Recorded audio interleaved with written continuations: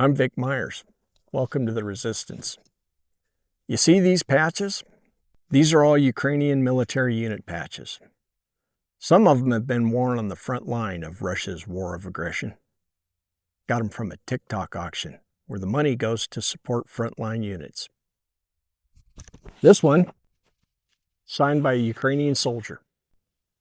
I have no idea if he's still fighting or if he's made the ultimate sacrifice.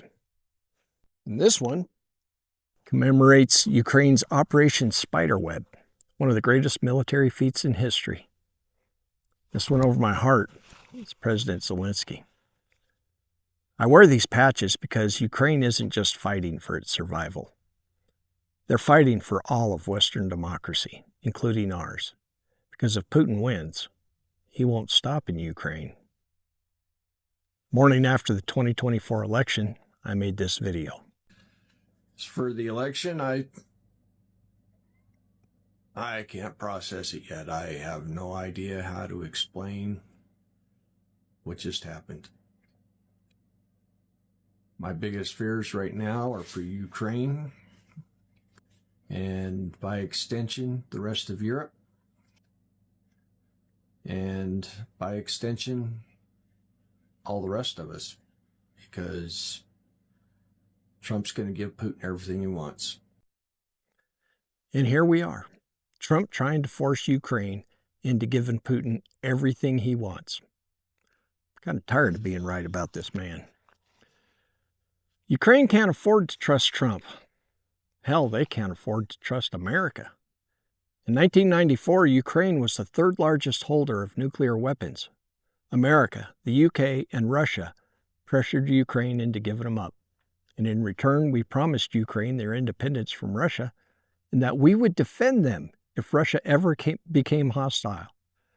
20 years later, Russia invaded Crimea, and America and the UK turned a blind eye. When Russia attacked again in 2022, we should have been giving Ukraine everything it needed, but we didn't. We trickled in some help and wrung our hands over the cost without considering the cost of a Russian victory. And once Trump took over, our aid all but stopped. And now Trump is pressuring Ukraine to accept a Putin-written peace plan. He wants Ukraine to make the same mistake it made in 1994.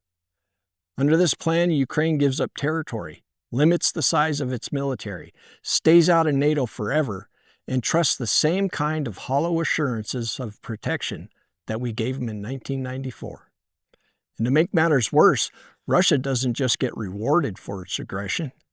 All of its war crimes are forgiven. President Zelensky would be a fool to trust Trump and sign this plan.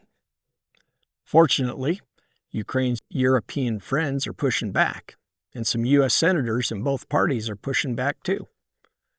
Trump's attempt to appease Putin and reward him for his aggression can't stand. There's much more Congress can do. They control the aid, they control the sanctions, and they can refuse to go along with this deal. This is the moment for Congress to act. This is the moment for us to tell Congress to act, and we have an obligation to do so. Ukraine trusted us in 1994, and we let them down. We owe them. Stand with Ukraine.